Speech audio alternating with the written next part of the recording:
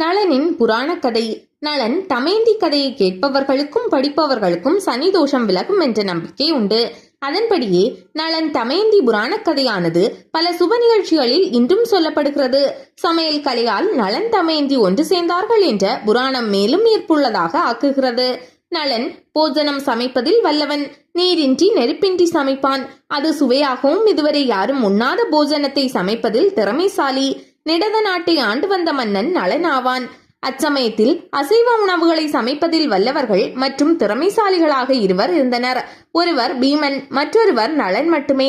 நளனை பற்றிய செய்திகளை ஏற்கனவே செவி வழியாக அறிந்தவள் தமயந்தி. மேலும் நளனை பற்றிய திறமைகளையும் நளன் தோற்றத்தையும் அன்னப்பறவை ஒன்று தமயந்தியிடம் கூறவே, நளன் மீது காதல் கொண்டு மணந்தால் நளனை தான் மணக்க வேண்டும் என உறுதி கொண்டாள் தமயந்தி. தமயந்தி பீமனின் மகளாவாள். கால சக்கரம் சுழல தமயந்திக்கு சுயம்வரம் ஏற்பாடு செய்யப்பட்டது. தமயந்தியின் அழகால் தேவ சபையிலும் உள்ள இந்திரன், அக்னி, வருணன், யமன் ஆகியோரும் தமயந்தியை மணக்க விருப்பப்பட்டனர். தமயந்தி நளன் மீது தீராத காதல் கொண்டாள் என்பதை அறிந்த இந்திரன், அக்னி, வருணன், யமன் ஆகிய நால்வரும் ஒரு உபாயம் செய்தனர். சுயம்வரம் நடக்கும் நாளில் இந்த நால்வரும் நளன் போன்று வேடம் பூண்டு சுயம்வரத்தில் கலந்து கொண்டனர்.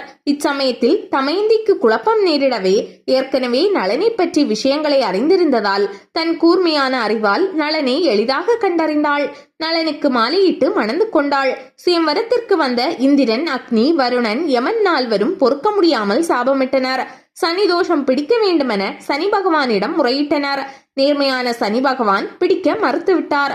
ஆனால் ஏதோ ஒரு சமயத்தில் பிழை செய்த நளன் சனி தோஷத்திற்கு ஆளானான். அதன் பின் தன் மனைவியையும் மக்களையும் சூதாட்டத்தால் இழந்து பல போராட்டங்களுக்கு பின் உருவம் மாறினார். தமயந்தியின் தீராத காதலால் மீண்டும் சுயம்வரம் ஏற்பாடு செய்து தனது கணவனை சமையலின் மூலம் கண்டறிந்து தமயந்தி இணைந்தாள்.